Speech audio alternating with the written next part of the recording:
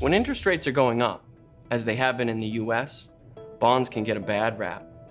Many investors believe that if rates are rising, a bond Armageddon is coming, so it must be time to sell all your fixed income and flee for the relative safety of equities.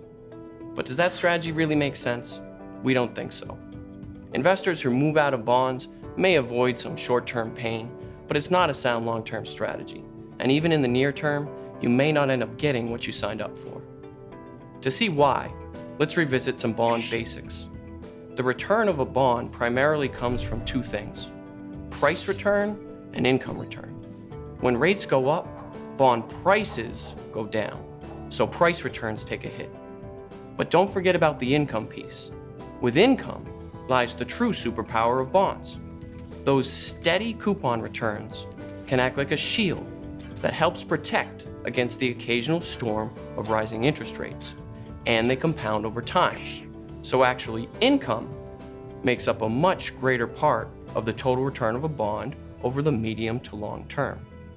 And remember, while rising rates are bad for bond prices, they actually affect income positively. Not only do rising rates mean more income, because rates are just higher, but bondholders can reinvest their coupons at those higher rates.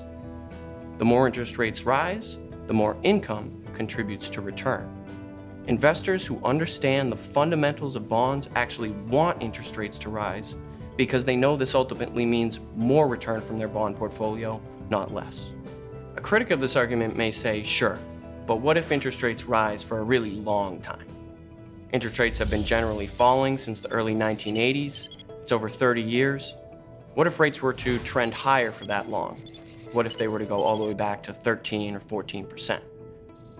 If we consider this extreme scenario for bond prices, it's not pretty. But the return from income, however, should be strongly positive and should far outweigh these negative effects of price return. The reality is the power of income gets stronger with time thanks to these effects of higher yields, better reinvestment rates, and compounding, that is, making income on income. A slow, steady rise in interest rates would actually be an ideal scenario for bond returns. If you're still not convinced that you should think twice about shifting your whole portfolio from bonds to stocks, let's think about risk. Every investment involves risk, and if we look historically, bonds are no exception. Clearly, there have been periods of underperformance in bonds. However, typically these periods have been relatively short-lived, and after only a few quarters, performance has recovered. Equities aren't a riskless asset either. Periods of equity underperformance have on average been both deeper and longer. And importantly, some of the more severe episodes have often come after a series of rate hikes as the economic cycle nears its end. This is something to consider for those viewing equities as a way to avoid underperformance. The point is, no asset class is black and white.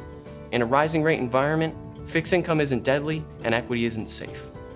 Also, remember bond basics. Income should dominate the total return of a bond in the medium to long term.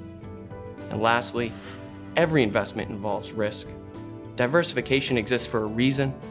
Know the risks you're taking and don't polarize your portfolio with any one type of risk or based on perceptions.